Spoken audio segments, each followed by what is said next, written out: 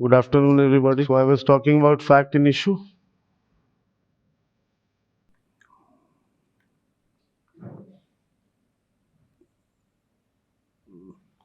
Fact and issue. So yesterday I was talking about fact and issue, and in that एक civil suit का मैंने आपको example दिया था. That was related to the law of contract, breach of contract. अब देखो इसमें आपको जो समझ में नहीं आ रहा होगा किसी को, तो शायद ये जो शब्द लिखे हैं ना, existence, non existence, nature, extent of right और लाइबिलिटी और डिसेबिलिटी, तो शायद इसको आप, कुछ लोग हैं जो शायद पकड़ नहीं पा रहे हो. कितने लोगों को मुश्किल हो रहा है? Please raise your hand. Anyone who is finding it difficult? सबको समझ में आ रहा है? ऑनलाइन पीपल, नीचे वाले.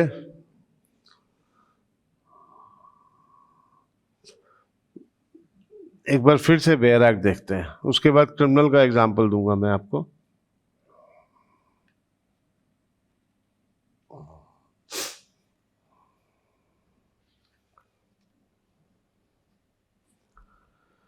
Fact in issue means and includes. Means and includes तो क्लियर है ना, वो तो एक बार बता चुका हूं.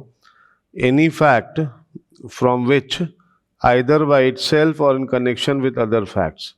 Now maybe that one fact alone is sufficient, or maybe 2-3 facts together are sufficient.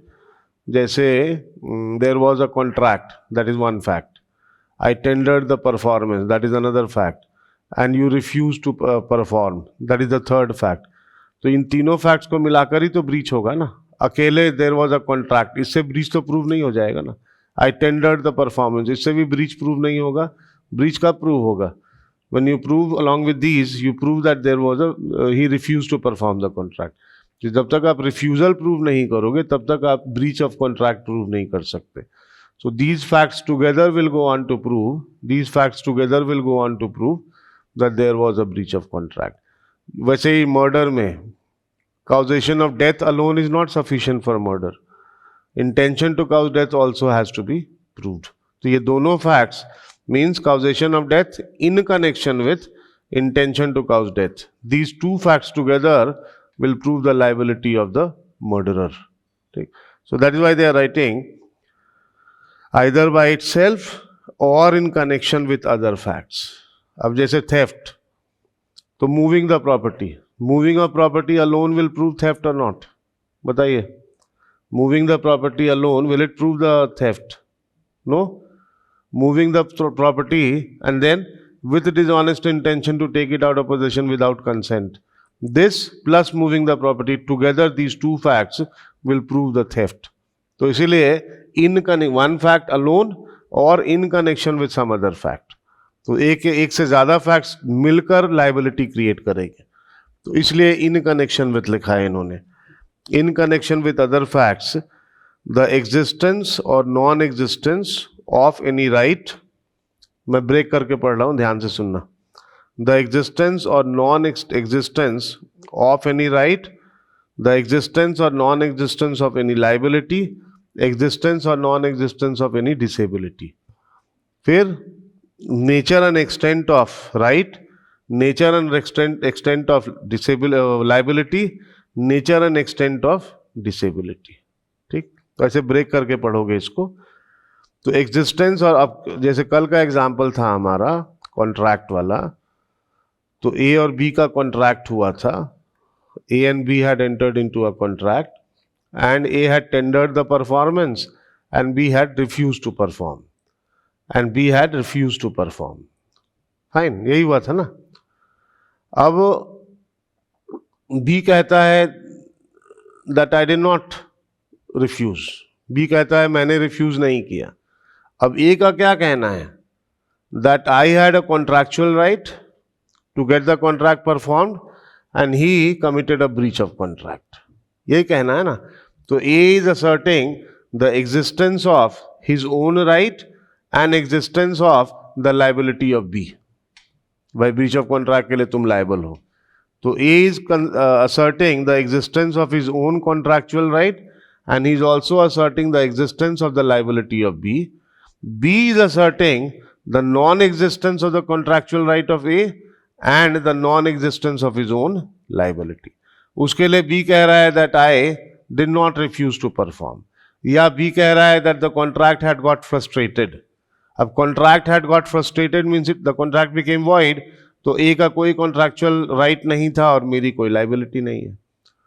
So A is asserting, the plaintiff is asserting the existence of his right plus the existence of B's liability, and B is asserting the non-existence of A's right plus his non-existence of his own liability.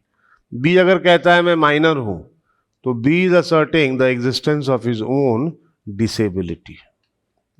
B कहता है कि मैं minor हूं, मेरा तो contract हो ही नहीं सकता, the agreement is void ab initio.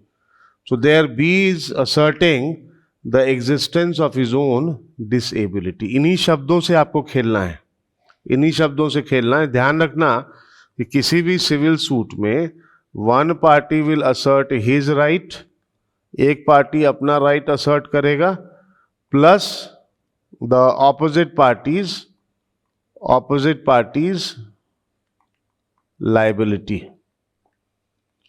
जब भी आप सूट करते हो तो आप अपना राइट असर्ट करते हो कि भाई मेरा ये लीगल राइट है, ये मेरा काउज ऑफ एक्शन है, मेरा राइट इसने वायलेट किया, और दूसरा ऑपोजिट पार्टी की लाइबिलिटी आप असर्ट करते हो. यही करते हो ना किसी भी सूट में या क्रिमिनल मैटर में भी. और प्रोसिक्यूशन क्या असर्ट करेगा कि A has committed the murder, यही असर्ट करेगा. तो means I have the right to get him convicted, prosecution has the right to get him convicted and he has the liability to get convicted and punished. यही तो assert कर रहा है.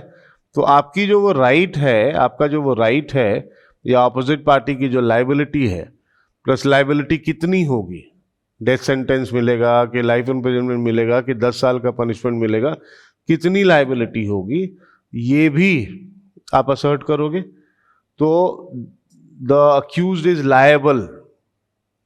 So any fact which goes on to prove the liability of the accused is liable for so and so punishment.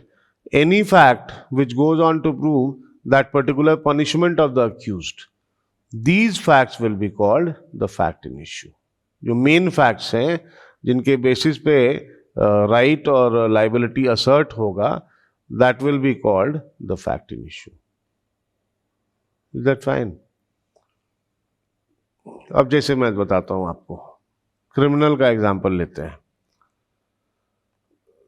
A shot, ए ने गोली मारी, B dies. अब इसमें बी की लाइबिलिटी और प्रोसिक्यूशन का right to get B punished, convicted and punished, and B की liability to get punished, ये किन बातों पर निर्भर करेगा? On what facts this will depend. पहला, that there was a causality in A. Causality छोड़ दो, अभी आपको समझ में नहीं आएगा क्योंकि वो आईपीसी का मैटर है. पहला, that A cause the death of B.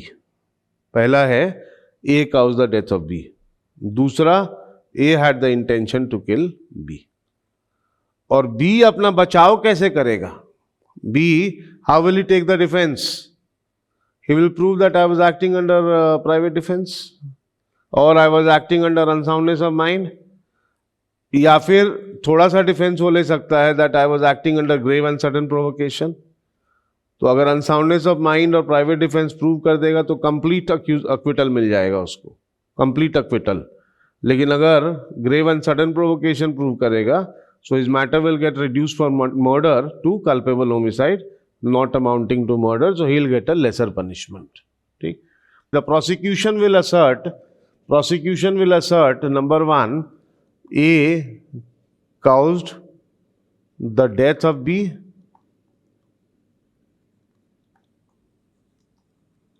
and दूसरा, A had intention to cause death. ध्यान रखना कि मैं बार बार इंटेंशन बोल रहा हूं, लेकिन आपको याद रखना होगा कि सेक्शन 300 आईपीसी में 3 और मेंस रिया है। There are 4 mens rea in section 300 IPC. हम एक ही का एग्जाम्पल ले रहे हैं, मैं आपको कंफ्यूज नहीं करना चाह रहा। Therefore I am not taking the example of 300 clause 2, 3, 4, उनका एग्जाम्पल मैं नहीं ले रहा हूँ, मैं सीधा इंटेंशन का एग्जाम्पल ले रहा हूँ। अब उसमें जाऊंगा दूसरे क्लाउजेज में तो फिर आपको मुझे आईपीसी पढ़ाना पड़ जाएगा, तो अभी मैं नहीं पढ़ाना चाहता आईपीसी, इसीलिए I am taking a simple example, intention to cause death. These 2 facts who will prove? ये 2 फैक्ट्स कौन प्रूव करेगा? प्रोसिक्यूशन। किस लिए? To assert the liability of A, to assert the liability of A and to assert the right of the prosecution.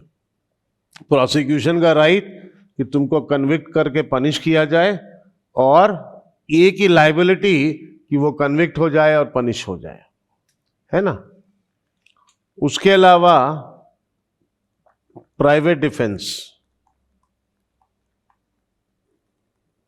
या फिर unsoundness, ये कौन prove करेगा? A, accused. Accused means the defence will prove that I was acting under private defence और unsoundness of mind और may be grave and sudden provocation to assert the non-existence of the prosecution's right and the non-existence of his own liability. अपनी liability को non existent prove करने के लिए ही will prove this. मान लो ये कहता है I am less than 7 years, मैं 7 साल से छोटा हूं। ये कहता है that I am less than 7 years, मतलब मैं माइनर हूं। माइनर आईपीसी में माइनॉरिटी के 2 क्राइटेरिया है, 7 साल से छोटा और 7 साल से 12 साल तक। 7 साल से 12 साल तक होता है इमेच्योरिटी ऑफ अंडरस्टैंडिंग, वो आप पढ़ोगे आईपीसी में, और 7 साल से कम को बोलते हैं doli incapax. Doli incapax means he is not capable of committing the offence. तो ये प्रूव करता है कि मैं 7 साल से छोटा हूं, तो ये कौन प्रूव करेगा? A will prove, accuse will prove कि मैं 7 साल से छोटा हूं ताकि he gets a complete defence, है ना। तो he will prove his disability to commit an offence. I am disabled to commit an offense and therefore I should not be held liable. So these facts, by proving which the right and liability can be proved or the right and liability can be disproved, these facts will be called the facts in issue. एक sentence लिखिएगा, any such fact by proving which any such fact by proving which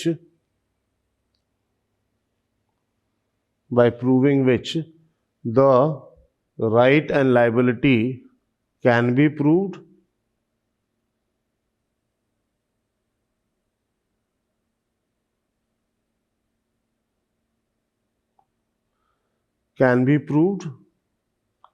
or right and liability can be disproved, right and liability can be disproved,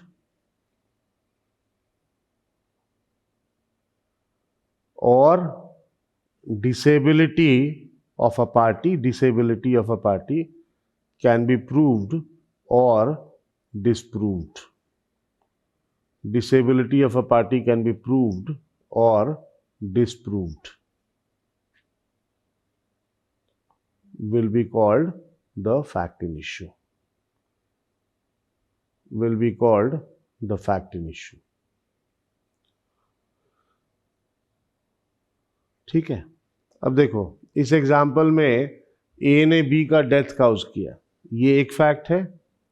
ए का intention था death cause करने का, ये दूसरा fact है। ए unsound था, ए के पास private defence was, A was a minor less than 7 years of age, तो ये तीसरा, चौथा, पांचवा फैक्ट है। इन सब से ए की लाइबिलिटी प्रूव होगी या डिसप्रूव होगी। पहले दोनों से ए की लाइबिलिटी प्रूव होगी और बाकी के जो 3 है उससे ए की लाइबिलिटी डिसप्रूव होगी।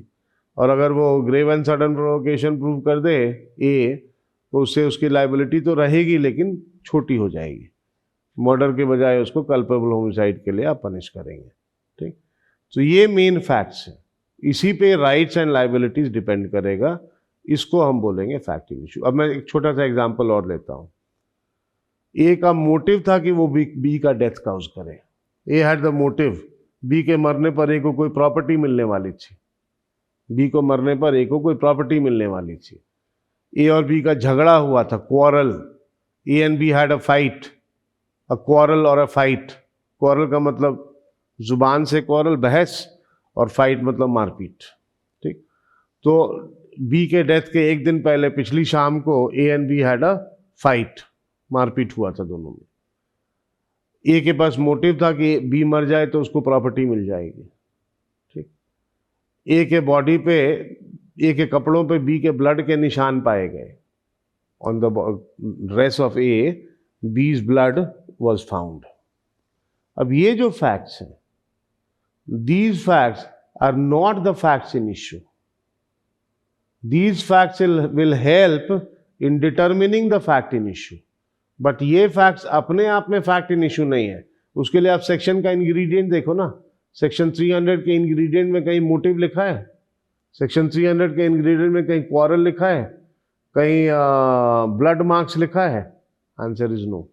सो these are the other facts which will help in understanding the intention of A, which will help in understanding the causation of death of B by A, but they themselves will not prove the right and liability.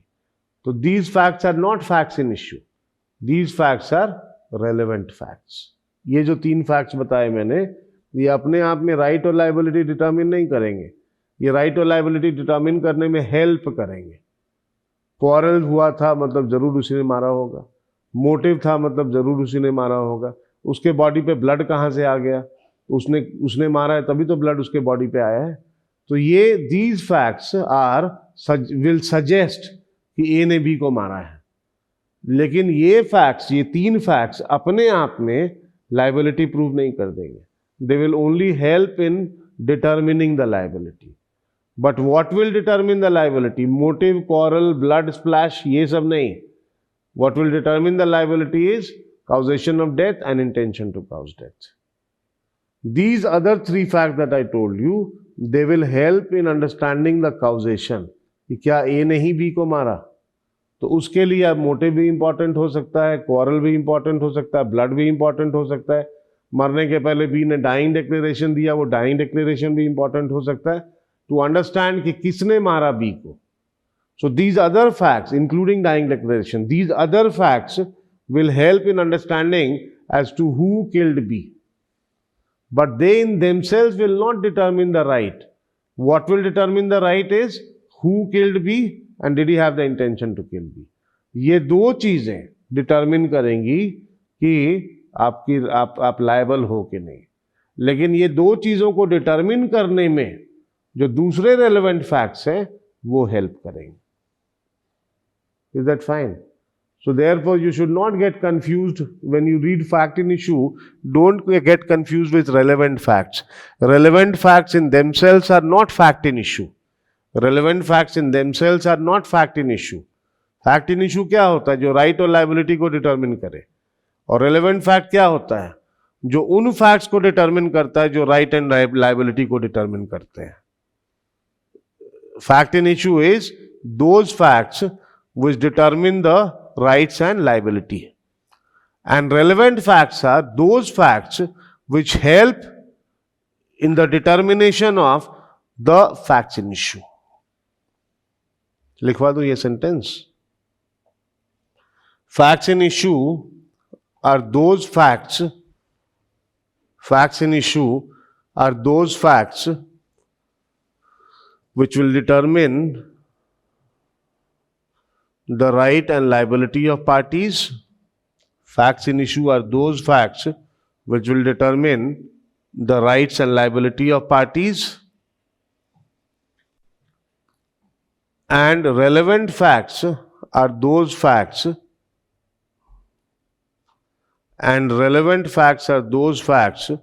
which will determine,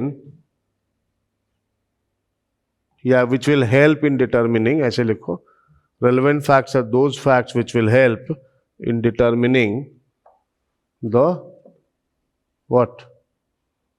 Facts in issue. Help in determining the facts in issue. ठीक है, अब सवाल देखो, फिर से समझो इसको। सवाल ये है कि क्या ए ने बी को गोली मारी जिससे बी मर गया, ये सवाल है आपके पास। अब सेक्शन 300 के लिए, मर्डर के लिए ये जरूरी है जानना, मर्डर के लिए जरूरी है जानना कि क्या ए ने बी को मारा। ए ने बी को मारा, that is a fact in issue. A ने बी को मारा, that is a fact in issue. A का इंटेंशन था मारने का, that is a fact in issue. Fine, A ने बी को मारा, that is a fact in issue. But किसी ने मारते हुए देखा तो नहीं, कोई सीसीटीवी फुटेज भी नहीं है, ऐसा कोई डायरेक्ट एविडेंस तो हमारे पास है नहीं कि किसी ने देखा हो कि ए ने बी को गोली मारी और बी मर गया, या कोई सीसीटीवी, कोई वीडियो रिकॉर्डिंग हो कि ए ने बी को गोली मारा, ऐसा कुछ भी नहीं है हमारे पास। तो भाई हम ये जानेंगे कैसे कि ए ने बी को मारा कि नहीं मारा? How will we come to know about it? उसके लिए we will take the help of relevant facts. For that we will take the help of relevant facts. For example, A had a quarrel with B previous evening and today B is dead. So that may make a suggestion that maybe A has killed him. लेकिन अकेले इसे काम नहीं चलेगा, अकेले इसे prove नहीं हो जाएगा कि A ने B को मारा। ये सिर्फ एक सजेशन देगा कि शायद A ने ही B को मारा है, क्योंकि कल झगड़ा हुआ और आज B मर गया। फाइन। दूसरा बी के मरने पर ए को प्रॉपर्टी मिलने वाली थी, तो इससे भी आपको सजेशन मिलेगा कि जरूर ए ने मारा होगा क्योंकि उसी को फायदा होने वाला था। लेकिन यह भी अपने आप में सफिशिएंट नहीं है। बी के बॉडी में जो गोली मिली, the bullet that is found, ballistic report says that bullet was fired from the pistol which was found with A को जब गिरफ्तार किया गया तो उसके पास एक पिस्टल मिला, और बैलिस्टिक रिपोर्ट कहता है, बैलिस्टिक एक्सपर्ट का रिपोर्ट कहता है कि गोली उसी पिस्टल से चली थी। तो जरूर ए ने मारा होगा, उसके पास वही पिस्टल है, गोली भी उसी से चली थी। उस पिस्टल पे ए के फिंगरप्रिंट्स पाए गए, तो मतलब ए ने उसको यूज किया है, तभी तो फिंगरप्रिंट पाए गए। उसके ट्रिगर पे उसका फिंगरप्रिंट पाया गया, मतलब ट्रिगर पे तभी पाया जाएगा ना जब तुम ट्रिगर पे उंगली रखोगे, तो जरूर तुम्ही ने मारा है। मरने के पहले बी ने किसी को डाइंग डिक्लेरेशन दिया कि मुझे ए ने मारा है, मुझे गोली ए ने मारी है, तो वो तो और भी स्ट्रांग हो गया। अच्छा, लगता है ए ने ही मारा है, क्योंकि वो मरने के पहले उसने कहा भी है, और मरने वाला कोई झूठ नहीं बोलता है। A person who is dying will never bring lie to his lips. ठीक, तो इस तरह से बहुत सारे एविडेंसेस होंगे, बहुत सारे इस तरह के फैक्ट्स होंगे which will together go on to prove that it is A who killed B. तो ये जो फैक्ट्स हैं which are going to prove और which are going to help in proving that A killed B, these facts are called relevant facts. They are connected facts. They are connected with the killing of B. ये जितने भी facts मैंने बताए और भी हो सकते हैं। अब कितने फैक्ट्स पे आप मान लोगे कि ए ने बी को मारा, that lies with the description of the court. कितने फैक्ट्स प्रूव करने पड़ेंगे जिससे कोर्ट मान लेगा कि ए ने ही बी को मारा, वो कोर्ट का जुडिशियल डिस्क्रिप्शन है। हो सकता है एक अकेला डाइंग डिक्लेरेशन के बेसिस पे कोर्ट मान ले, हो सकता है डाइंग डिक्लेरेशन उतना रिलायबल नहीं है तो हमको और भी फैक्ट्स चाहिए। वो जो और फैक्ट्स होंगे they will be called corroborating facts, supporting facts. So we may require many corroborating facts. सिर्फ मोटिव से तो प्रूव नहीं हो जाता कि उसने मारा, सिर्फ क्वारल से तो प्रूव नहीं हो जाता कि उसने मारा। पिस्टल रिकवरी और बैलिस्टिक रिपोर्ट, इससे काफी हद तक प्रूव हो रहा है कि उसने मारा, लेकिन अकेला काफी नहीं है। फिंगरप्रिंट भी पाया गया उसका, वो भी सजेस्ट कर रहा है कि इसी ने मारा होगा। ठीक, जब पुलिस को देखा अक्यूज ने, पुलिस गिरफ्तार करने आई, अक्यूज भागने लग गया। So this conduct of the accused in running away from the police, that is also suggesting, क्यों भागेगा भाई कोई, अगर उसने क्राइम किया ही नहीं था तो भागा क्यों? So this will also suggest that he may have killed. ऐसे कर करके you may require 5-6 such facts, together they will go on to prove with certainty that he has killed B. अब ये कितने फैक्ट्स पे कोर्ट मान लेगा कि ये प्रूव हो गया कि ये has killed B, that depends upon the nature of the facts that we have got and that depends upon the judicial wisdom of the court. ठीक है? सो दीज सराउंडिंग फैक्ट्स, मैं जानबूझ के इसी स्टेज पे आपको रेलेवेंट फैक्ट से differentiate कर रहा हूं। अब सोचो, डेथ काउज करने, सॉरी, मर्डर की लायबिलिटी के लिए क्या रिक्वायर्ड है? ए ने बी को मारा, ए ने डेथ काउज किया, दूसरा इंटेंशन टू काउज डेथ। और ए अगर अपनी मर्डर की लायबिलिटी हटाना चाहता है तो क्या रिक्वायर्ड है? Private, any of the general exceptions, private defence, unsoundness, etcetera etcetera, so that will remove the liability of A. यही होगा ना? तो ये जो फैक्ट्स हैं जिससे ए की लायबिलिटी प्रूव होगी, basically these are ingredients of the section, these are ingredients of the section. Section 300 के इंग्रेडिएंट्स हैं, मारा और इंटेंशन। और वो जो जनरल एक्सेप्शंस प्रूव कर रहा है, they are general exceptions in the IPC. So these are ingredients as well as the general exceptions of the IPC.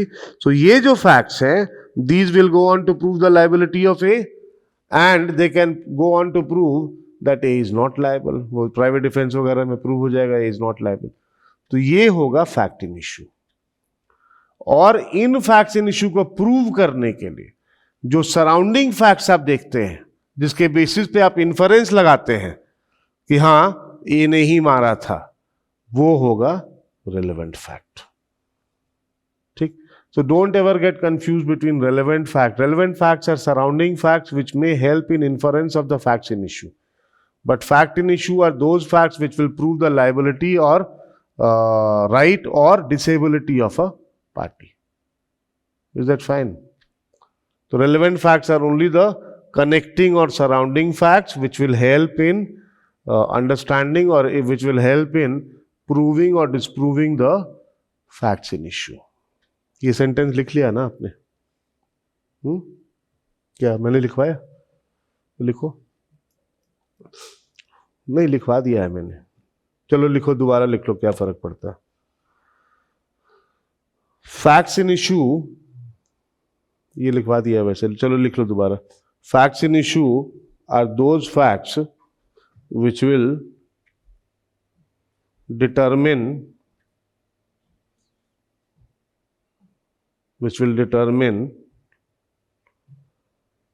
the right, liability or disability of a party, the right, liability or disability of a party dash the existence or non-existence, the existence or non-existence or nature or extent, or nature or extent, nature or extent। ठीक? full stop। relevant facts are those surrounding facts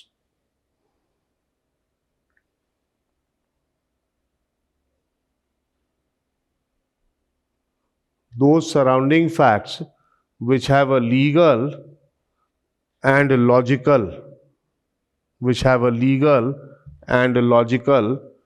connection with the main event,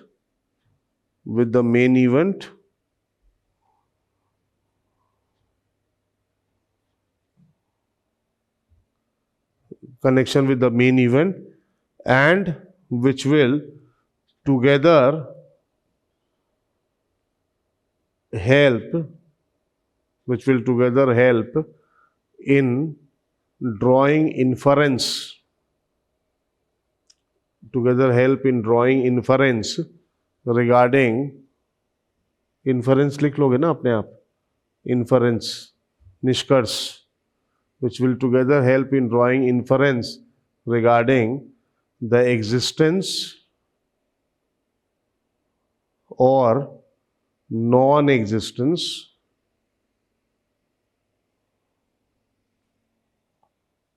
existence or non-existence of what? Of the facts in issue.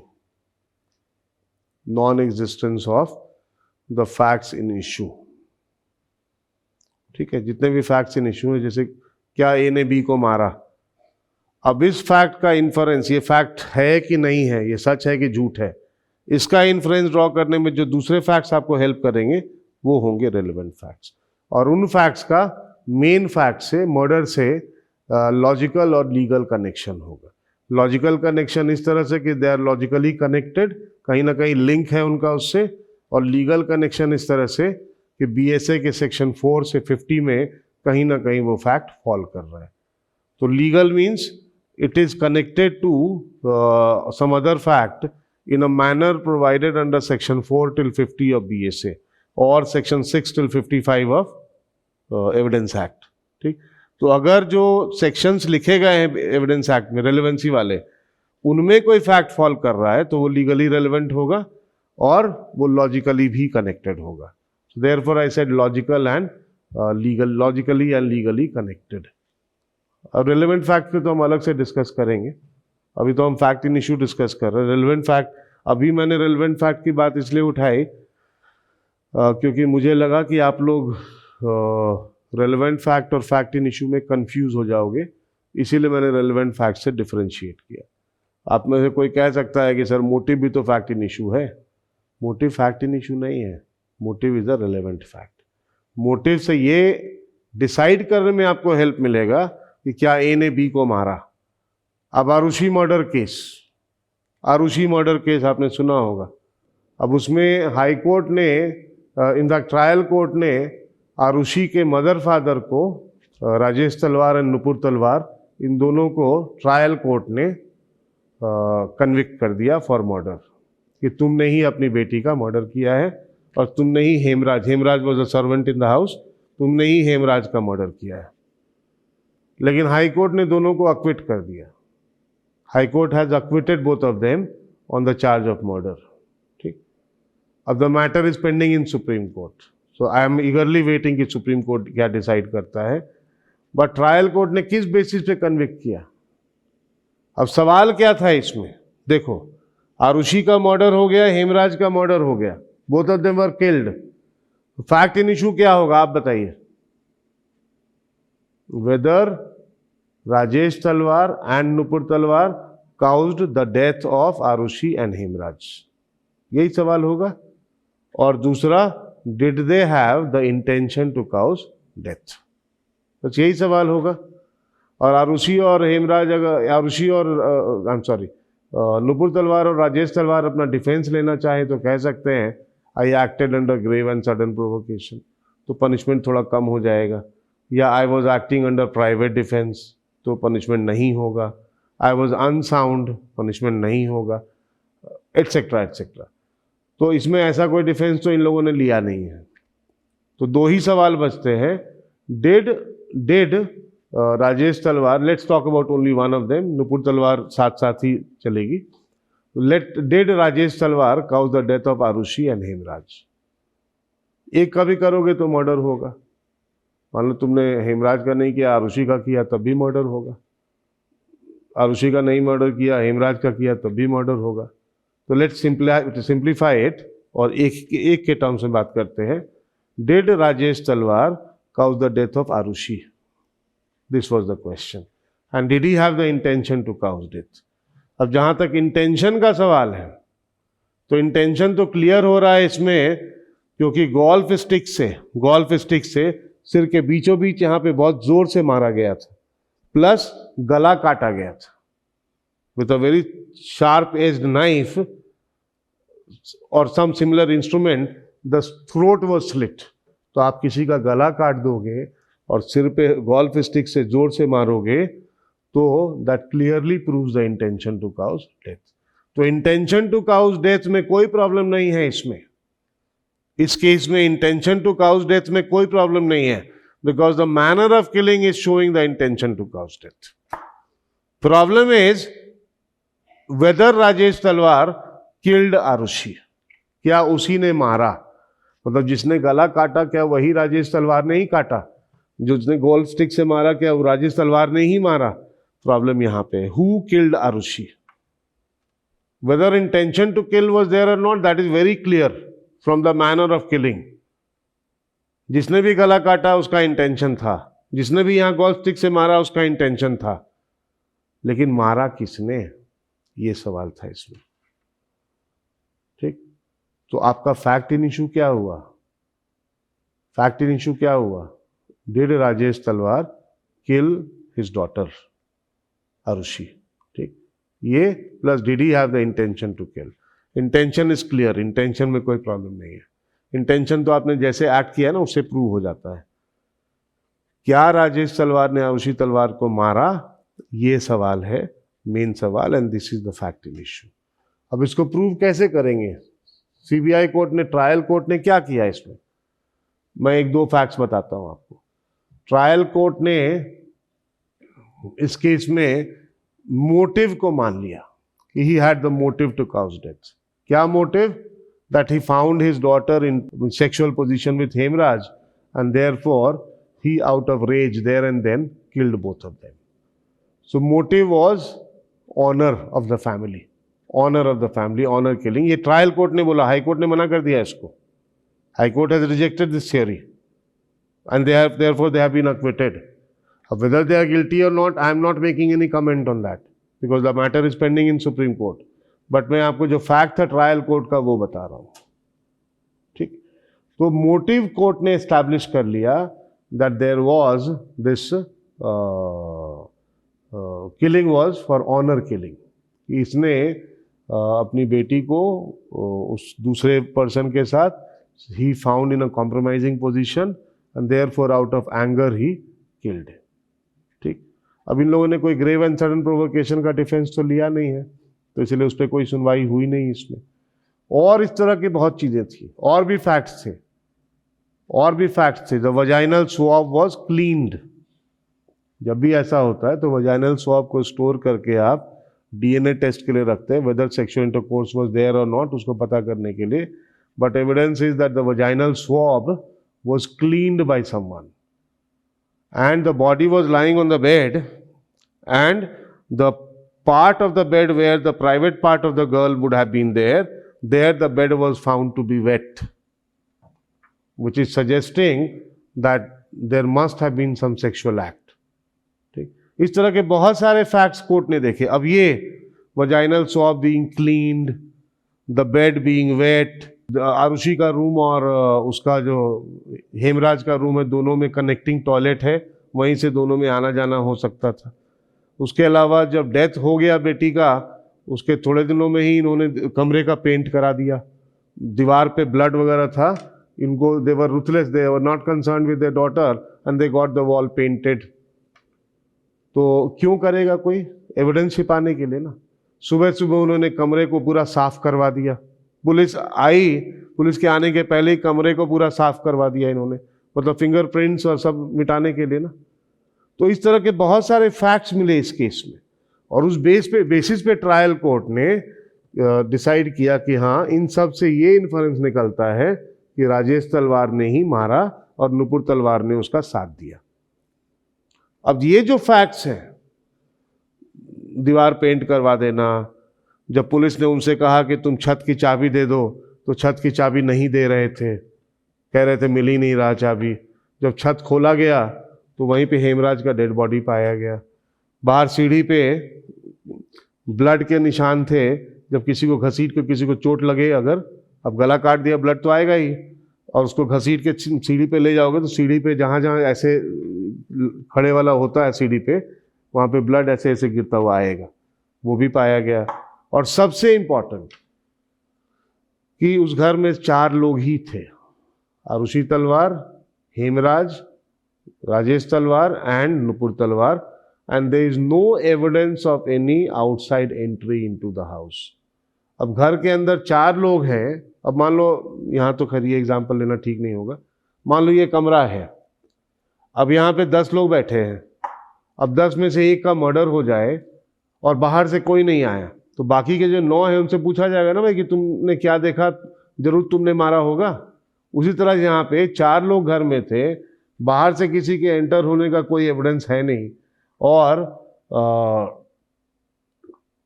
2 लोग मर गए, 2 जिंदा हैं, तो फिर 2 जिंदा है उस पर शक तो जाएगा ना कि तुम ही ने मारा होगा, क्योंकि there is no evidence of any outsider entering into the house. चौकीदार ने भी बयान दिया है कि मैंने किसी को आते हुए नहीं देखा। घर में भी लॉक वगैरह जिस तरह से लगा हुआ था, बाहर से किसी के आने का कोई एविडेंस नहीं है। So that also, that is called, इसको कहते हैं लास्ट सीन टुगेदर थ्योरी, कि लास्ट में किसके साथ पाया गया था वो। तो ये दोनों लास्ट में नुपुर और राजेश तलवार के साथ पाए गए थे। तो ऑन दीज फैक्ट्स, अब these are all relevant facts. अब जैसे लास्ट सीन टुगेदर मैंने बोला, that is a part of section 7 of the Indian evidence act, and इसका सेक्शन 5 होगा शायद, BSA का 2 का फर्क है ना, तो 5 होगा। तो अब ये इस तरह के इतने सारे फैक्ट्स मिले। These are not facts in issue. Fact in issue 2 ही हैं, did he kill and did he have the intention to kill, बस। Had he taken the defense or private defense या unsoundness, तो you would have said 2 और facts in issue है, unsoundness भी है और private defense भी है। तो वैसा कोई डिफेंस इन लोगों ने लिया नहीं है, तो 2 ही फैक्ट इन इशू है, did he kill these 2 and was their intention to kill, बस। लेकिन ये जितने सराउंडिंग फैक्ट्स हैं, बेड गीला होना, वजाइनल स्वैब रिमूव करना, रात भर इंटरनेट आरुषि के रूम का चल रहा था, तो इंटरनेट पे कौन बैठा हुआ था, मर्डर उसका करीब 1 बजे 1-1:30 बजे के आसपास रात को हुआ है, तो इंटरनेट पे, और बाहर के कमरे में डाइनिंग हॉल में एक विस्की का बॉटल पाया गया रात को, उस विस्की के बॉटल पे ब्लड लगा हुआ था। तो अगर कोई बाहर से आएगा तो वहाँ पहले मर्डर करेगा, फिर डाइनिंग टेबल पे बैठ के विस्की पिएगा और फिर जाएगा बाहर, ऐसा तो नहीं होगा। तो जरूर कोई इनसाइडर का काम है, टेंशन दूर करने के लिए शायद विस्की पी रहा होगा और वही ब्लड लग गया बॉटल पे। तो इस तरह के जो फैक्ट्स हैं ना, these are all relevant facts, these are not facts in issue. Fact in issue 2 ही है, killing and intention to cause death, बस। I am not saying that these 2 are guilty, because ultimately in the high court these 2 have been acquitted. तो अभी तो we are not certain. हाँ, जितने evidences हैं trial court वाले, उसको देख के तो क्लियर लगता है कि दे आर गिल्टी, लेकिन हाई कोर्ट ने, इलाहाबाद हाई कोर्ट ने उन्हीं एविडेंसेस में कुछ कमियां पाई। It found some weaknesses in those evidences and it gave the benefit of doubt to these 2 and acquitted them. अब let's see what Supreme Court does. 2-3 movies बनी हैं इस पे, and all these movies are inconclusive. किसने मारा अभी तक decide ही नहीं हुआ है, ठीक, ओपन। अब इन मूवीज में तो उन्होंने दिखा दिया कि किसने मारा है, लेकिन otherwise the case is open still. तो let's see who gets convicted. और अगर राजेश तलवार और नुपुर तलवार ने नहीं मारा तो और कोई अक्यूज है ही नहीं इसमें, और कोई अक्यूज है ही नहीं, केस क्लोज हो जाएगा विदाउट पनिशिंग एनीवन। लेकिन पता नहीं, मुझे ऐसा अंदर से फीलिंग होता है कि सुप्रीम कोर्ट इन दोनों को कन्विक्ट कर सकता है। देखते हैं, क्योंकि जो एविडेंसेस ट्रायल कोर्ट में आए थे उन्हीं में हाई कोर्ट ने कुछ वीकनेसेस पाए, और उन्हीं वीकनेसेस के बेसिस पे कोई नया एविडेंस नहीं लिया हाई कोर्ट ने। उन्हीं एविडेंसेस पे जिस पे ट्रायल कोर्ट ने कन्विक्ट किया है, उन्हीं एविडेंसेस पे high court found some weaknesses and it gave the benefit of doubt and acquitted both of them. अब जैसे गोल्फ स्टिक, जब पुलिस ने इनिशियली उसका गोल्फ बैग सर्च किया तो one golf stick was missing. One golf stick was missing and he did not have any explanation where it has gone. But after a few days, from the same house, from a parapet, वो परछत्ती नहीं होता, परछत्ती से मतलब वो जो बाहर निकला हुआ एक ऐसे होता है ढाला हुआ, उससे इसने निकाल के दिया कि मुझे मिल गया मिल गया मिल गया, ये है गोल्फ स्टिक। अब तुम्हारे घर में गोल्फ स्टिक था, तुमको नहीं पता है, वहां कोई क्यों छिपाएगा गोल्फ स्टिक? तो जरूर तुमने छिपाया होगा, बाद में साफ सुफ करके फिंगरप्रिंट वगैरह हटा के पकड़ा दिया कि ये है गोल्फ स्टिक। सो इस तरह के बहुत सारे इसमें फैक्ट्स हैं which are suggesting that they have caused death. But again, High Court has acquitted them on the basis of some lacuna. खास करके हाई कोर्ट ने वो जो मोटिव वाला एलिमेंट था ना, सेक्सुअल इंटरकोर्स वाला, उसको आउटराइटली रिजेक्ट कर दिया कि मोटिव यहाँ पे एस्टैब्लिश नहीं हो रहा, motive is not being established. और इस ग्राउंड पे कोर्ट ने अक्विटल दिया इस केस में. So my point was not to explain the case right now. My point was to tell you that since we are discussing fact in issue, so let's make it more practical and let's see actually में fact in issue क्या होता है और relevant fact क्या होता है. वही समझाने का मेरा पर्पस था. अब संतोष सिंह केस में the accused gave 19-20 blows with the helmet to the girl. 19 ribs were fractured. He tied the heater का wire, electric heater का wire around her neck and throttled her and she died. यहाँ पे आप बताइए fact in issue क्या है? बताओ fact in issue क्या है? मैं आ रहा हूं. इस केस में फैक्ट इन इशू क्या है? उधर से आवाज आ रही थी, पहले उधर से सुनने दो. कौन बोल रहा है? बोलो बोलो बोलो.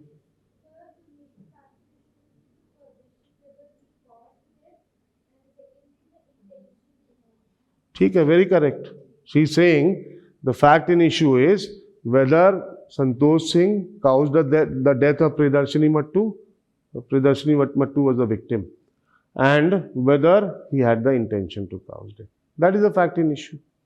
मैंने जानबूझ के आपको बोला कि हेलमेट से मार के 19 फ्रैक्चर कराए, हीटर वायर से गला दबाया, मैं कंफ्यूज करना चाह रहा था. तो ये तो आपका रेलेवेंट फैक्ट है. फैक्ट इन इशू क्या है कि क्या उसने डेथ काउज किया और क्या उसका इंटेंशन था डेथ काउज करने का. अब उसका हेलमेट जब पकड़ा गया, जब उसको अरेस्ट किया गया तो हेलमेट में वाइजर नहीं था.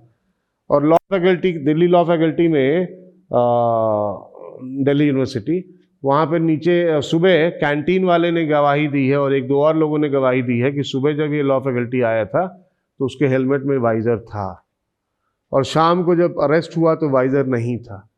वाइजर कहाँ गया? तो वाइजर के टुकड़े पाए गए on the spot.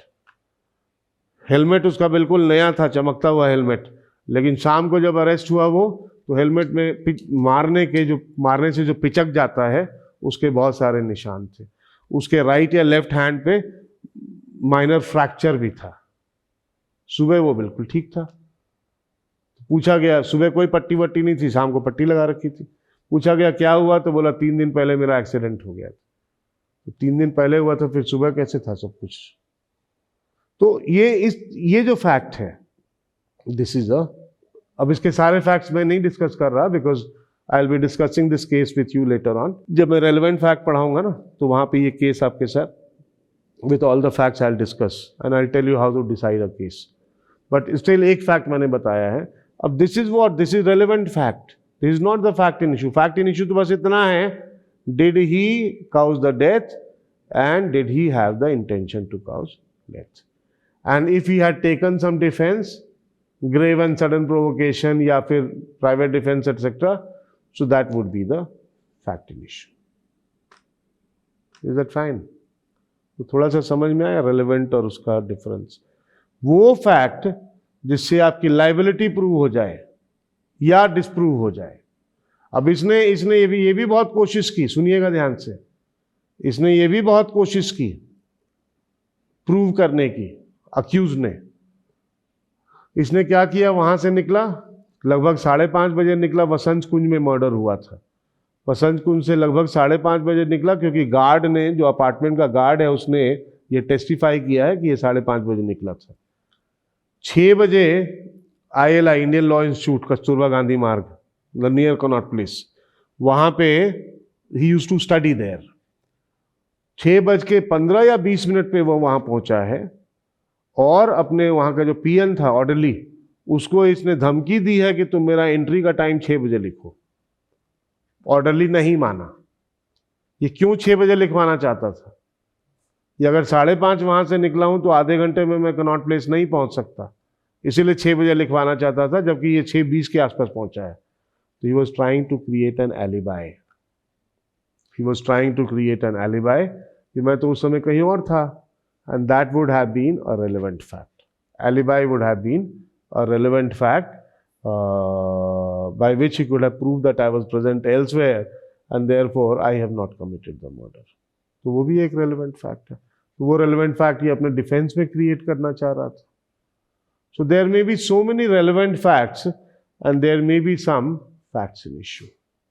Facts in issue are those facts which will directly establish your liability या फिर directly go on to prove that you are not liable. Fact in issue is a very narrow thing, छोटा सा है. एक case में 2-4 होंगे facts in issue, 2 होंगे, 4 होंगे, 5 होंगे, बहुत ज्यादा नहीं होंगे. Relevant facts तो hundreds हो सकते हैं, बहुत सारे हो सकते हैं. Is that fine? I guess understood. तो कल जैसे आपको सीपीसी सिविल वाले पे लिखवा दिया था, वैसे क्रिमिनल वाले पे मैं थोड़ा सा इन जनरल लिखवा देता हूँ, मर्डर के एग्जांपल से लिखवा देता हूँ. ये आपको हमेशा के लिए याद रहेगा.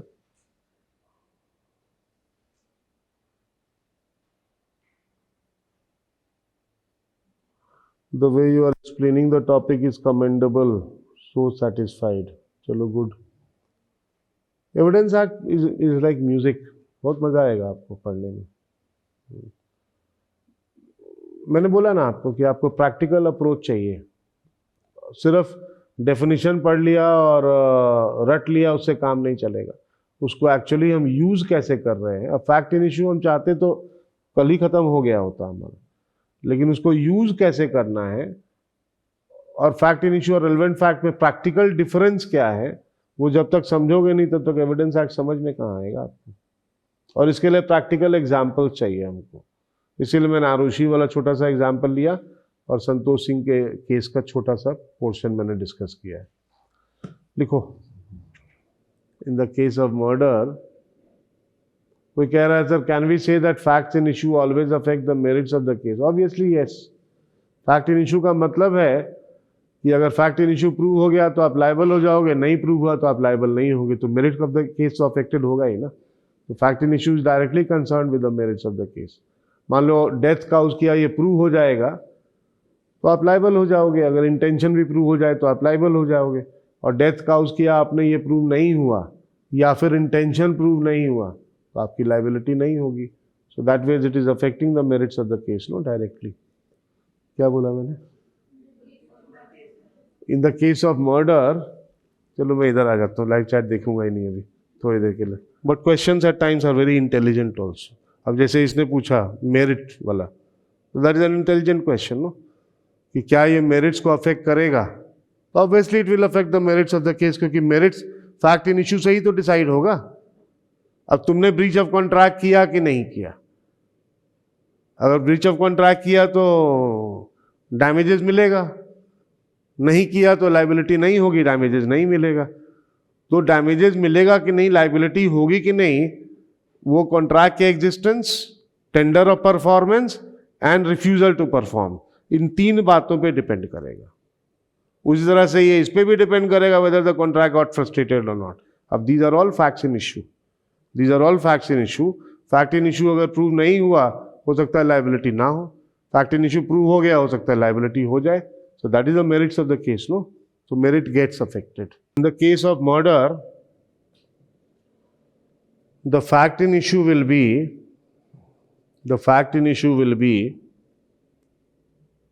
the accused caused the death of the victim. And number 2, the accused had the intention to cause the death. Number 2, the accused had the intention to cause death.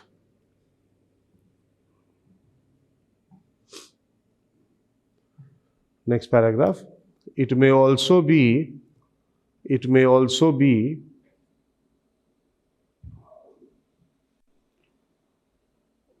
the defense of private defense. It may also be the defense of private defense, unsoundness of mind,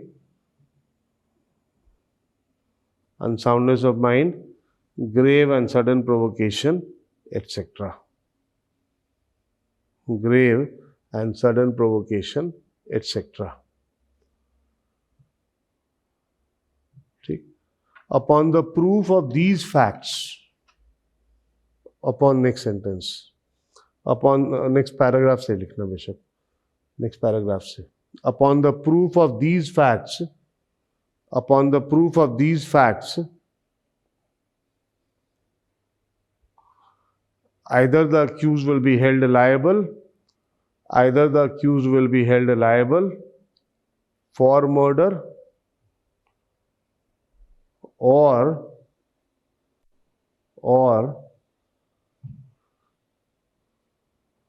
he may get an acquittal. Acquittal कब मिलेगा? जब private defence unsoundness वगैरह prove कर दो तो acquittal मिल जाएगा, और अगर काउजेशन ऑफ डेथ और इंटेंशन प्रूव कर दो तो कन्विक्शन हो जाएगा, और अगर आप grave and sudden provocation prove कर दो तो अक्विटल तो नहीं मिलेगा, लेकिन पनिशमेंट कम हो जाएगा, कल्पेबल होमिसाइड का हो जाएगा। ठीक। Once, next sentence, once the accused is found to be guilty, once the accused is found to be guilty, that is liable to be punished. Once the accused is found to be guilty, that is liable to be punished. Liable to be punished. Then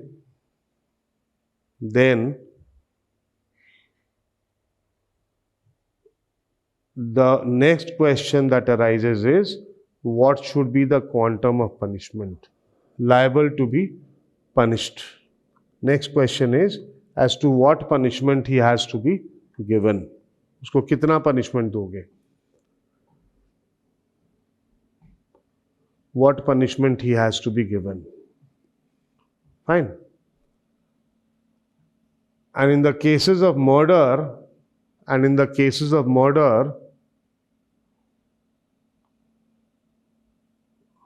the punishment may be either death sentence,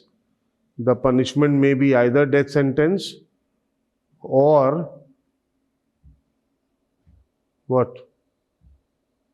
Life imprisonment. Or life imprisonment. And for death sentence, the test of rarest of rare cases shall be fulfilled. And for death sentence, the test of rarest of rare case shall be fulfilled.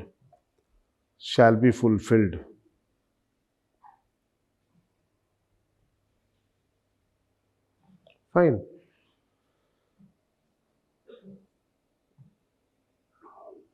The aggravating and the mitigating factors.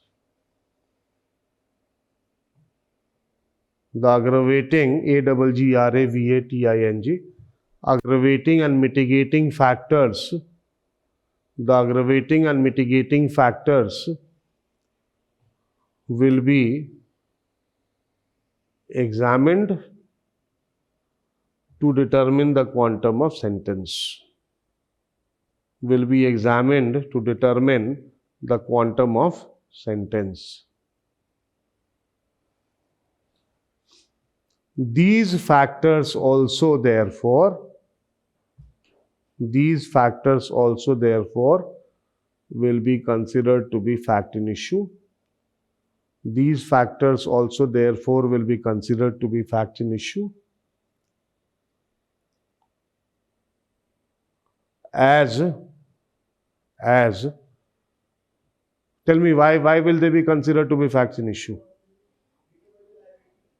Because it will determine the extent of liability. Very correct. Likho, as they will determine the extent of liability. लिखा है ना उसमें bare act में, extent of liability, nature and extent of liability. So as they will determine the extent of liability. Is that fine? हो गया, समझ में आ गया? तो ये सारे फैक्टर्स फैक्ट इन इश्यू होंगे। क्या उसने मारा, क्या उसका इंटेंशन था? अब ध्यान रखना, मैं बार बार इंटेंशन बोल रहा हूं, लेकिन सेक्शन 300 क्लास 4 में सेक्शन 300 में 4 मेंस रिया हैं, लेकिन मैं बाकी मेंस रिया की बात नहीं कर रहा। बीएनएस में कौन सा सेक्शन है मर्डर के लिए? हाँ, 100 और 101।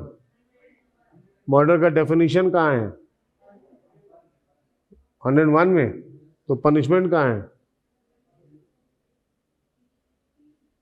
बताइए? 103। चेक करके बताइएगा। चेक कर लिया? याद है? अरे वाह, वेरी गुड, इसको याद है। ऐसे ही धीरे धीरे करते रहो याद। सोचोगे एक बार में बीएनएस पूरा रट लूं, ऐसे नहीं होगा। थोड़ा थोड़ा थोड़ा, कभी टाइम मिले तो थोड़ा कर लो। जैसे इंग्लिश हिंदी ट्रांसलेशन करते हो ना, वैसे इसको भी थोड़ा थोड़ा देखते रहो। मेन मेन प्रोविजंस का तो कर लो ना। थेफ्ट कौन सा सेक्शन में है, ये अब इसका एविडेंस एक्ट का तो काफ़ी आपको याद हो जाएगा, हो ही गया होगा काफ़ी। उसी तरह बीएनएस का भी होगा, बीएनएसएस का भी होगा।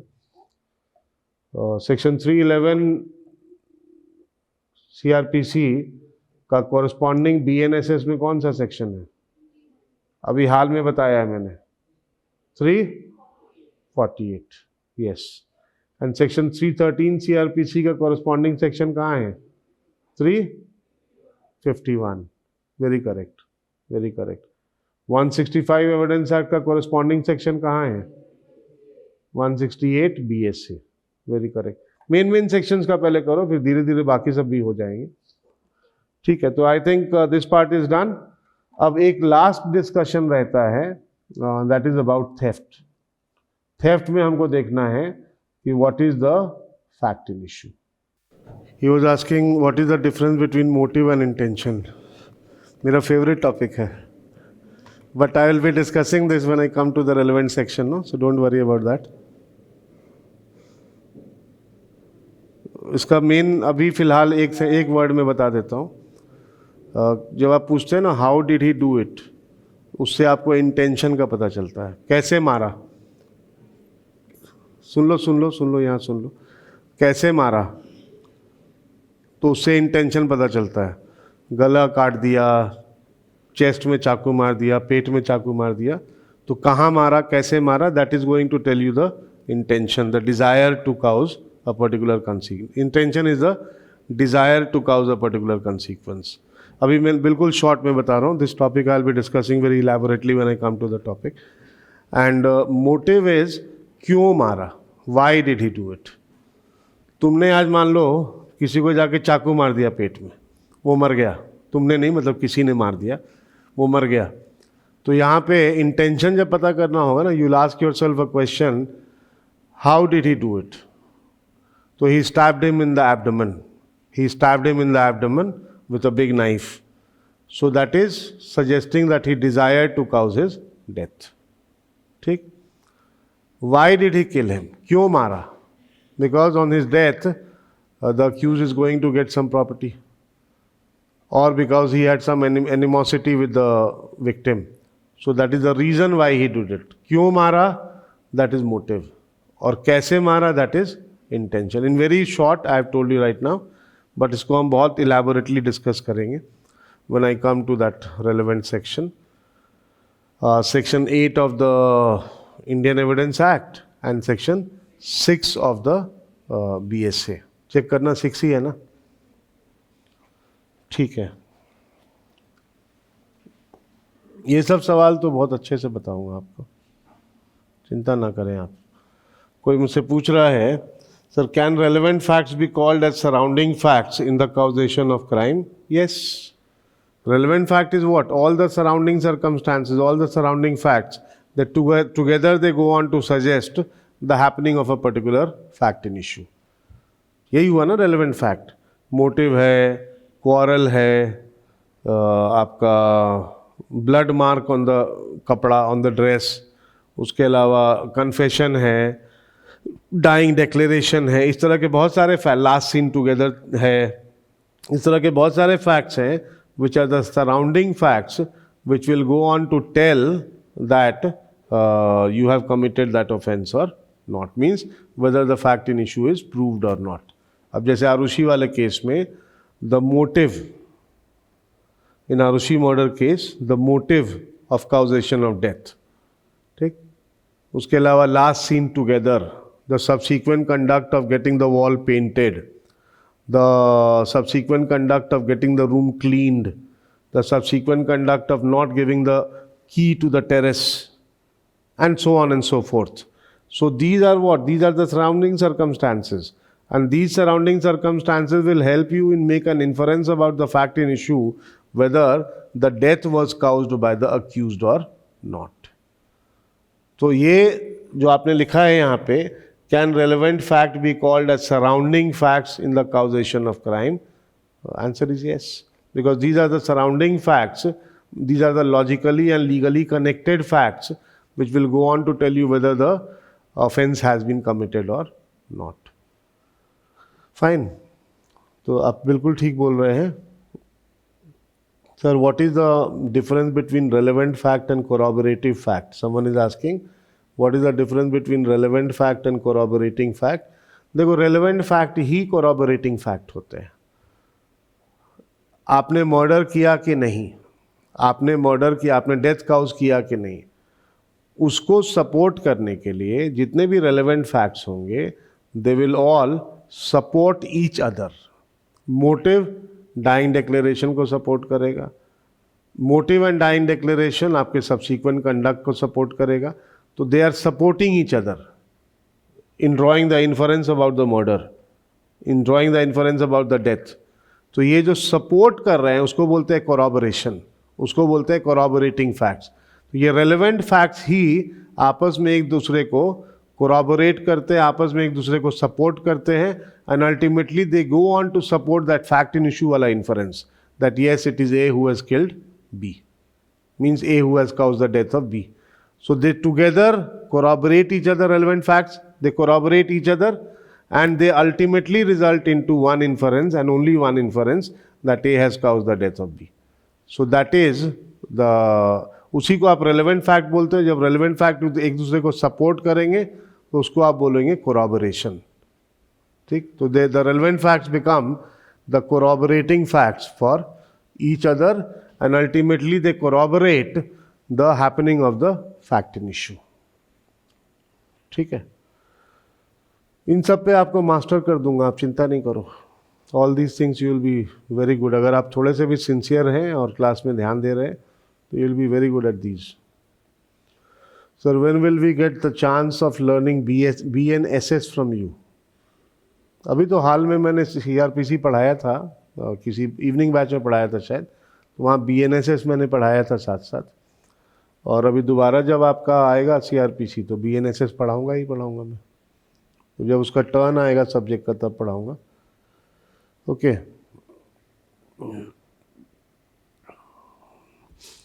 The history of a person is also a relevant fact. और देखो, history of a person means इसमें सेक्शन है, इसमें आपका सिमिलर अकरेंसेस का ना सेक्शन है, section 14 and 15 of the Evidence act, and section 13 and 14 of the 12 and 13 of the BSA.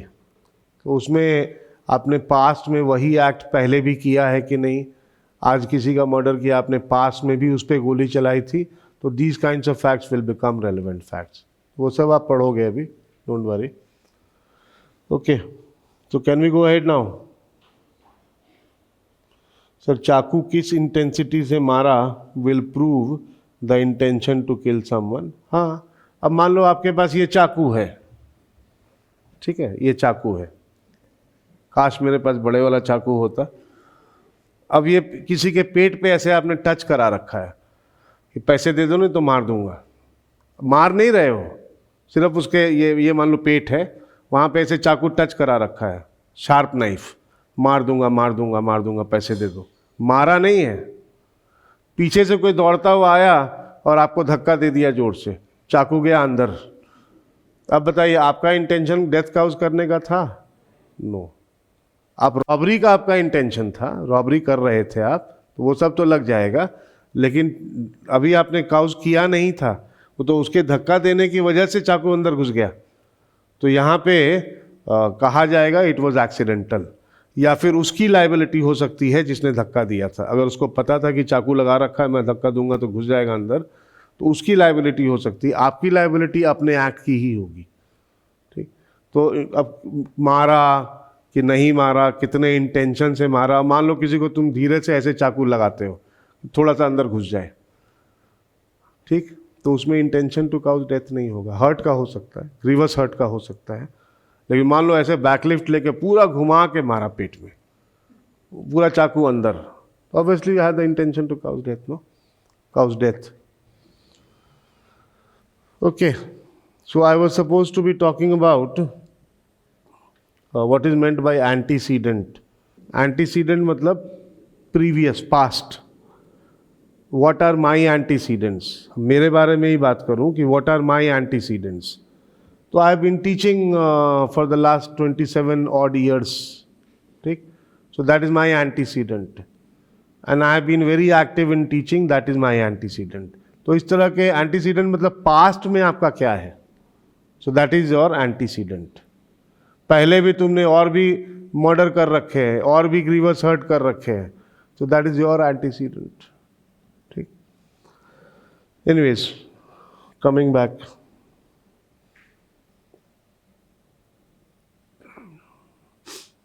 क्या था टॉपिक? हाँ, थेफ्ट का एग्जाम्पल समझाना था मुझे, for fact in issue and relevant fact. अब मैं एग्जाम्पल नहीं समझाऊंगा, अब मैं आपसे सवाल पूछूंगा, क्योंकि आपको काफ़ी मैंने समझा दिया फैक्ट इन इशू। तो कौन जवाब देगा? हाथ उठाओ। तुम जवाब दोगी? ये जवाब दे रही है, ठीक है।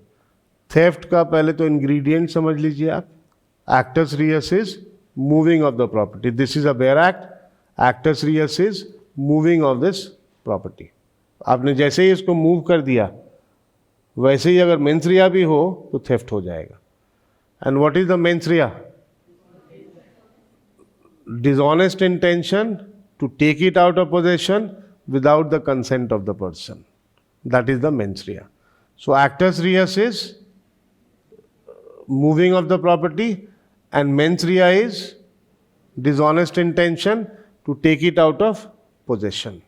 यही है ना थेफ्ट का? आपने पढ़ा होगा थेफ्ट, वैसे तो मैं तो पढ़ाऊंगा इस बीएनएस में, बट थेफ्ट का यही होगा ना आपका, ठीक है।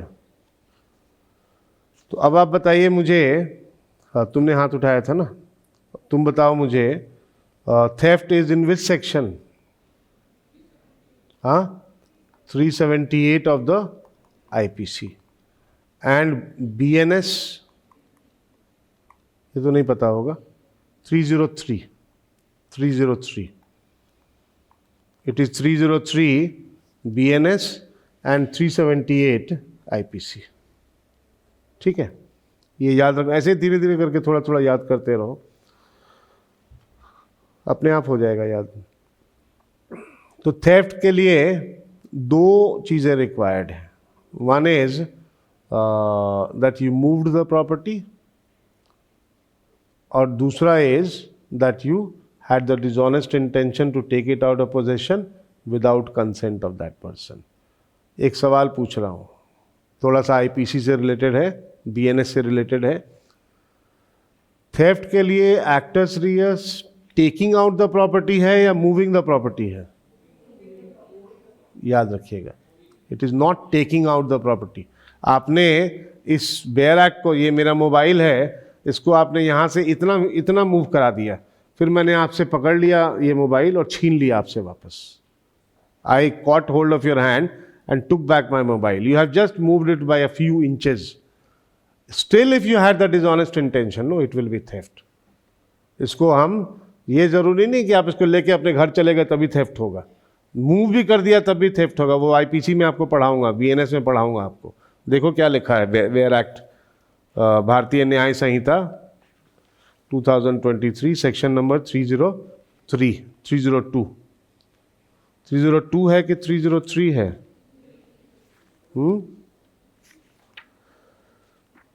एक मिनट, 303, मैंने 2 लिख दिया गलती से, इसको ठीक करो।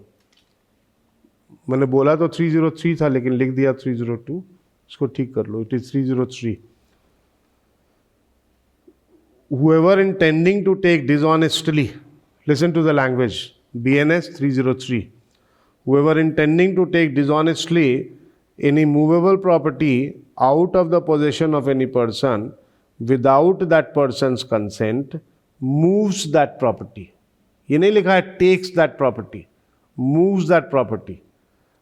Dishonestly, any movable property out of possession of any person without that person's consent moves the property in order to such taking. क्यों move किया? ले जाने के लिए move किया. He has moved the property in order to take it out of possession with the dishonest intention without the consent of that person. तो अगर आप इस मोबाइल को, ये मान लो मोबाइल गिरने वाला है और आपने इसको बस संभाल के यहाँ से मूव करके यहाँ रख दिया, तो that is not theft because you did not move it in order to take it out of possession. तो जब कहते हैं मूव्स द प्रॉपर्टी, तो उसमें एक क्लाउज साथ में ऐड होता है, moves the property Y, to take it out of possession. तो actus reus says moving the property to take it out of possession, and mens rea is dishonest intention to take it out of possession without consent of the person. अब आप बताइए मुझे theft के लिए fact in issue क्या होगा? अब तुम बताओ थेफ्ट के लिए फैक्ट इन इशू क्या होगा? The moving of the property in order to such taking and the dishonest intention. So whenever you have to frame the facts in issue for theft, these two are the facts in issue. उसके अलावा अब जिसने move किया वो कहता है कि मैं तो अनसाउंड था, मुझे क्या पता, I was unsound at the time of moving. That is also a fact in issue because he will get a complete defence. He will get a complete defence. I moved it out of necessity, I moved it out of accident. तो ये सारे facts in issue हो जाएंगे, क्योंकि जिस fact से theft prove होता है वो भी फैक्ट इन इशू होगा, और जिस फैक्ट से थेफ्ट डिस्प्रूव होता है वो भी फैक्ट इन इशू होगा. आप बेयर एक्ट याद करो, existence and non existence of any right और लायबिलिटी.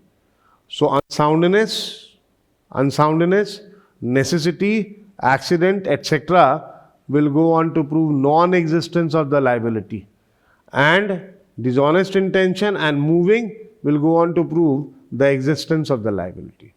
तो क्या क्या हो गया फैक्ट इन इशू यहाँ पे? Moving, dishonest intention, accident, necessity, unsoundness of mind, these are all fact in issue. Is that fine? जैसे मर्डर में बताया वैसे यहाँ भी होगा.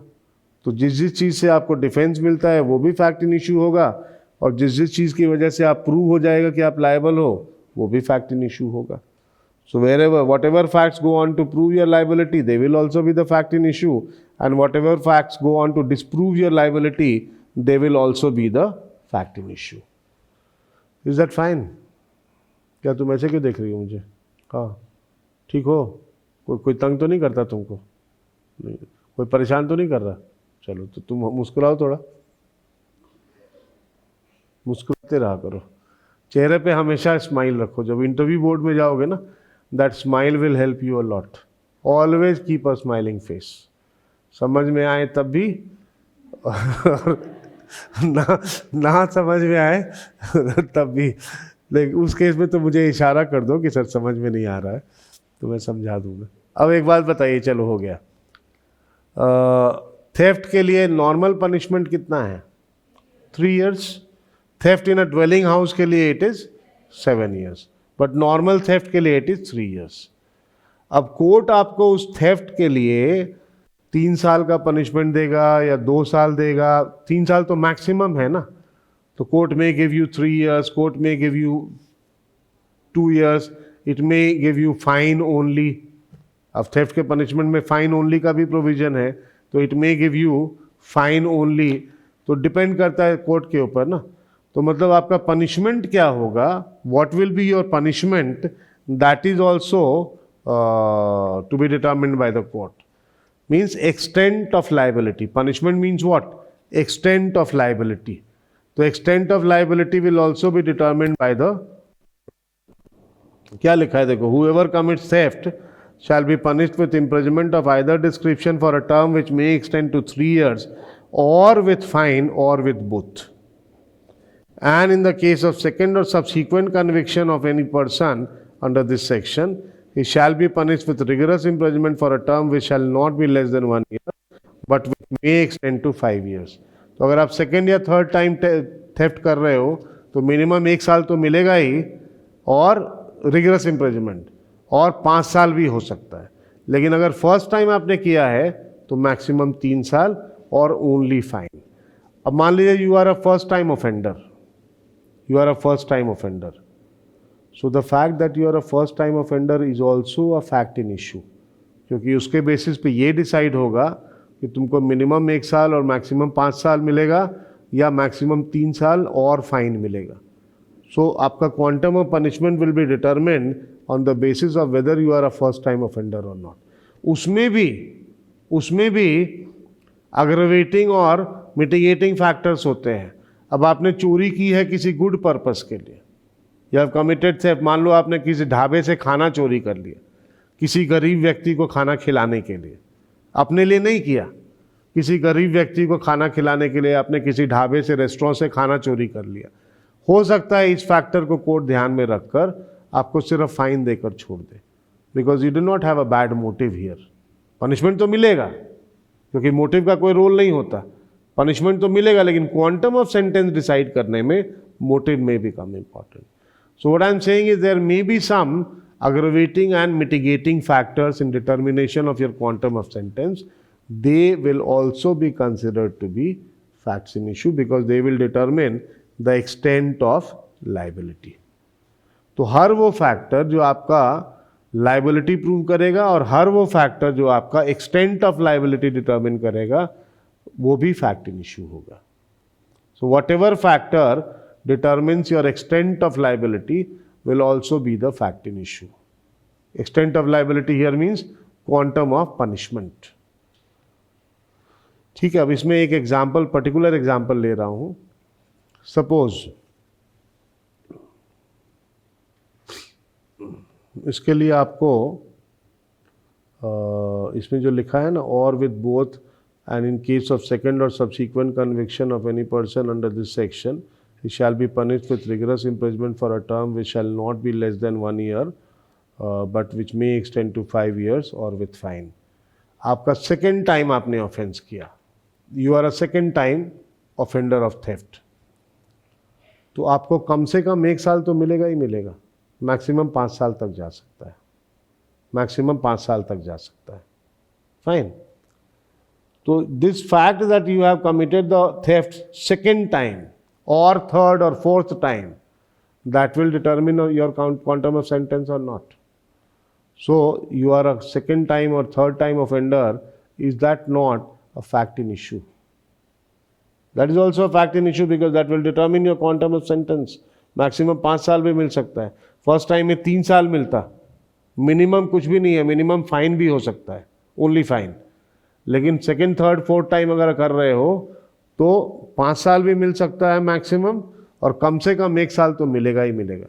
सो the fact that you are a second time, third time etcetera offender, that also becomes a fact in issue. ठीक है. अब इसी के साथ आप एक बार ये सेक्शन देखिए, BNS में निकाल रहा हूँ, it is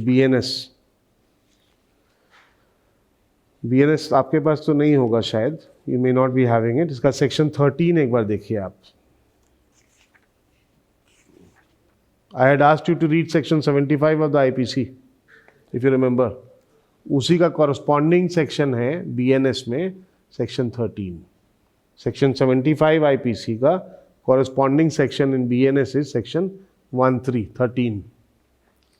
I am reading that. Whoever having been convicted by a court in India of an offence punishable with punishment under Chapter 10 or Chapter 17 of this Samhita, with imprisonment of either description for a term of 3 years or upwards, shall be guilty of any offence punishable with either of those offences with like imprisonment for a like term, shall be subject to every such subsequent offence of imprisonment for life, to imprisonment of life, or to imprisonment of either description for a term which may extend to 10 years. ये कह रहे हैं कि अगर आप chapter 10 में या chapter 17, अब देखना BNS में चैप्टर 10 क्या है, काउंटरफीटिंग ऑफ कॉइन से रिलेटेड होगा, लेकिन फिर भी करेंसी नोट्स, कॉइन्स एटसेट्रा। और चैप्टर 17 क्या है? प्रॉपर्टी होगा। Chapter 17 is offences against property. पहले ये चैप्टर 12 और 17 था। आईपीसी में it is chapter 12 and 17, but in BNS it is chapter 10 and 17। तो सेम चैप्टर्स हैं, coin, currency notes etcetera. Chapter 10 हो गया बीएनएस का, और चैप्टर 17 हो गया property related offences, theft etcetera. अब what they are saying is whoever having been convicted by a court in India of an offense punishable with punishment under chapter 10 or 17 of this Samhita with imprisonment of either description for a term of 3 years or upwards। मतलब पहले आप 3 साल या उससे कम offence के लिए, उससे ज़्यादा वाले ऑफेंस के लिए पनिश हो चुके हैं, या तो चैप्टर 10 में या चैप्टर 17 में। shall be guilty of any offense punishable under either of those chapters with like imprisonment for a like term। दोबारा आप वैसे ही किसी ऑफेंस के लिए, चैप्टर 10 या 17 वाले किसी ऑफेंस के लिए जो 3 साल या उससे ज़्यादा पनिशेबल है, उसके लिए दोबारा आप कन्विक्ट हो गए, तो आपको पनिशमेंट कितना मिलेगा? You may get life imprisonment also। You may get life imprisonment also। अब देखो डाइकोटोमी समझो आप। यहाँ पे अब मैं थेफ्ट का एग्जांपल लेता हूँ। थेफ्ट का पनिशमेंट 3 साल है ना, तो आप पहले 3 साल के लिए एक बार कन्विक्ट हो गए और पनिशमेंट मिल गया थेफ्ट के लिए। जेल रहे 3 साल, फिर छूट के आए, आदत है चोरी की, फिर चोरी कर लिया, ठीक है। फिर जाते जाते किसी का पॉकेट मार लिया, फिर पकड़े गए, फिर ट्रायल हुआ, फिर कन्विक्शन हुआ। अब ये सेकंड कन्विक्शन है, सेकंड थेफ्ट। इसके लिए आपको कितना पनिशमेंट मिलेगा? If you go by 303 then minimum 1 year and maximum 5 years, but if you go by 13 then you can get life imprisonment also, or you can get imprisonment of 10 years। या तो life imprisonment या maximum 10 साल। 10 साल से कम भी मिल सकता है, लेकिन मैक्सिमम 10 साल। अब उधर वो क्या कह रहा है? 303 क्या कह रहा है? BNS 303 that you will get a maximum of 5 years and a minimum of 1 year, second third time में। और 13 कह रहा है कि आपको लाइफ इम्प्रिजनमेंट में मिल सकता है। Which will prevail? मेरे ख्याल से 13 will prevail, because 13 is a special provision and 303 is a general provision। हाँ, लगाओ दिमाग, कल बात करेंगे, ठीक है। 75 वो 13 जो है ना, वो स्पेशली आपको कह रहा है कि ऐसा कोई दोबारा या तिबारा आप करते हैं तो आपको लाइफ इम्प्रिजनमेंट तक मिल सकता है। और यहाँ पे ज़्यादा पनिशमेंट का प्रोविज़न 303 में कम का है, मैक्सिमम 5 साल का है। तो उसमें फिर कौन सा प्रिवेल करेगा? मेरे ख्याल से 13 विल प्रिवेल हियर, एंड आपको लाइफ इम्प्रिजनमेंट भी मिल सकता है। मेरा पॉइंट ये है अभी फ़िलहाल, कि आपका प्रीवियसली कन्विक्टेड होना चैप्टर 10 या चैप्टर 17 में बीएनएस में, क्या वो एक फैक्ट इन इशू है? Because that will determine your quantum of sentence. So that is also a fact in issue, ठीक। इसको बोलते हैं enhanced punishment.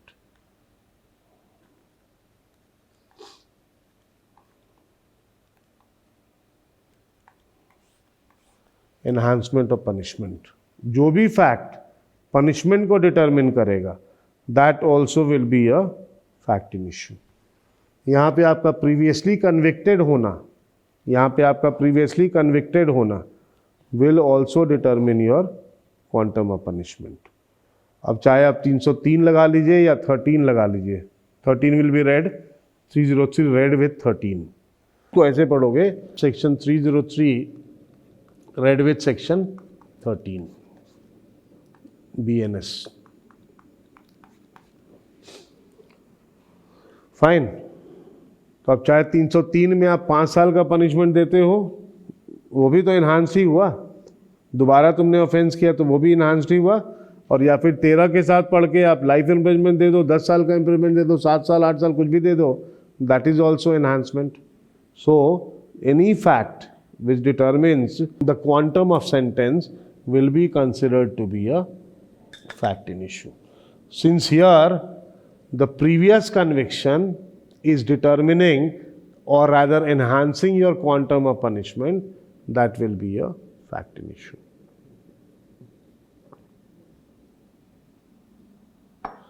Is that fine? So previous conviction in the matters of theft, just for example, या in the matters of chapter 10 and chapter 17 of the BNS, उसमें previous conviction will result into an enhancement of sentence and that is what is a fact in issue.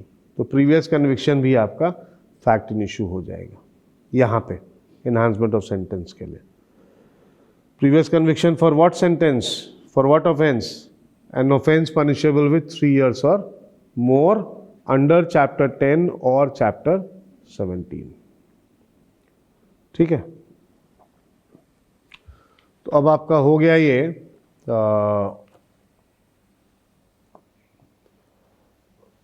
Fact in issue हो गया. सारे example समझा दिए मैंने. Theft का example समझाया, murder का एग्जाम्पल समझाया, 1-2 केसेस को ब्रीफ में मैंने डिस्कस किया. वो केसेस हम आगे डिटेल में भी डिस्कस करने वाले हैं. Aarushi murder case and Santosh Singh case, this will be discussing in details also later on. And then we have talked about contract wala example yesterday in which I gave you the facts in issue in the case of breach of contract. उसको dictate भी कराया था मैंने. तो हो गया. अब now next what we have to do is fact in issue का जो definition है उसमें explanation है. And explanation is trying to differentiate between fact in issue and issue of fact. So that I'll be discussing tomorrow. Fact in issue and issue of fact. So that is all for today. इस तरह के बहुत डाइकोटमीज मिलेंगे. अभी जो नया वाला act आया है ना, अब सवाल यह है कि सेक्शन 13 को तो तुमने रख लिया BNS में. IPC का जो सेक्शन 75 था उसको BNS में सेक्शन 13 में तो रख लिया जैसे है वैसे. तो उस केस में तो लाइफ इम्प्रिजमेंट मिलना चाहिए. और उधर 303 में थेफ्ट के डेफिनेशन में तुमने कह दिया कि अगर दोबारा तिबारा करता है तो तुमको मैक्सिमम 5 साल मिलेगा. तो अब मैक्सिमम 5 साल मिलेगा वहाँ कह रहे हैं, और 13 में कह रहे हैं कि लाइफ इम्प्रिजमेंट में मिल सकता है. तो कौन सा प्रिवेल करेगा? अब ये डाइकोटमी है. तुमने कहा कि 303 प्रिवेल करेगा, मैंने कहा कि 13 प्रिवेल करेगा. अब ये डाइकोटमी है which has to be either we are on our own judicial sense we try to solve it, और let us wait for the Supreme Court or High Court to solve it. But there will be many such dichotomies. अब ये dichotomy है भी कि नहीं वो हम जब पढ़ेंगे अच्छे से उसको सेक्शन 13 और सेक्शन 303 तो उसमें देखेंगे. Right now we are into the evidence classes. ऐसे बहुत सारे डाइकोटमीज मिलेंगे आपको CRPC में भी, मतलब BNSS में भी मिलेगा. सो सी यू टुमारो. एंड एक बार ये करने के बाद इशू ऑफ फैक्ट और फैक्ट इन इशू करने के बाद then we will be getting into relevant facts. उसमें 2 चीज़ें डिस्कस करेंगे, logical relevancy and legal relevancy tomorrow. That's all for today.